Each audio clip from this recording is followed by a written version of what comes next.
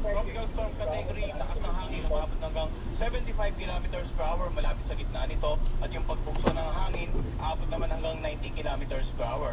So ngayon kumikilos sa direksyong west-northwestward naman sa bilis na 15 kilometers per hour. At bagamat malayo pa yung sentro nito, mayroon na po tayo nakataas na tropical cyclone wind signal sa ilang bahagi nga ng ating bansa. So ngayon, wind signal number 2 nakataas po dito sa mga areas na naka-highlight ng yellow sa lalawigan ng Catanduanes, sa eastern portion ng Camarines Norte at Camarines Sur, sa eastern portion ng Albay, ng Sorsogon, sa northeastern portion ng Northern Samar, at dito sa northern portion ng Eastern Samar. So ito po mga lugar na ito makakaranas ng masungit na panahon. Paano hanggang sa napakaalong kalagatan. Pag sinabi natin masungit na panahon, mga pag-ulan at pwede magdulot ng mga pagbaha, lalong-lalo sa low-lying areas. Pagbuo ng lupa sa mga areas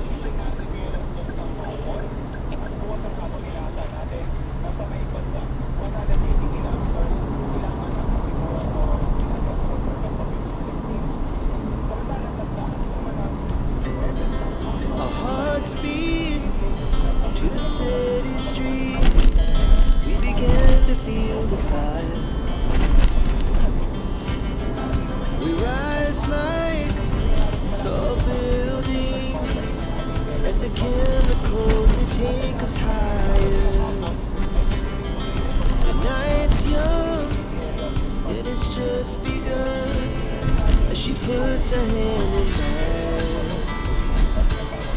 We wanna chase the night, wanna dance to the light, pull the stars from the sky, just two hearts running wild.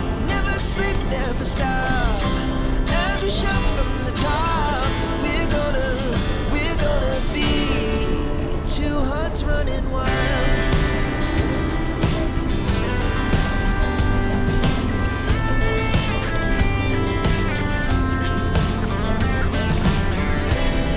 Now the morning is the afternoon. We lay awake in bed.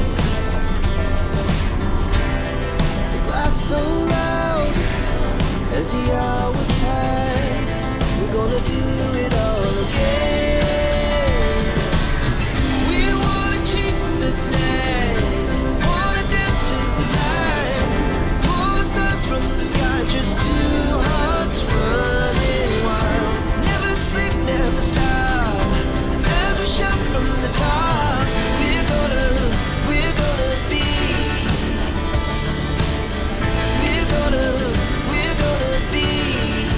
two hearts running wild.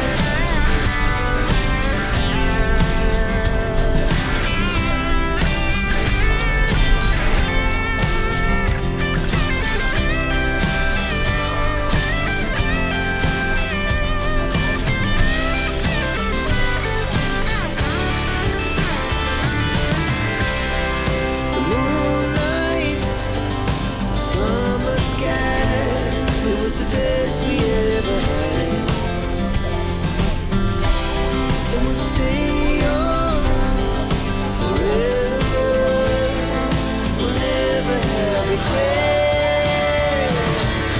We wanna chase the night, wanna dance to the light, pull the stars from the sky, just two hearts running wild. Never sleep, never stop, as we shout from the top.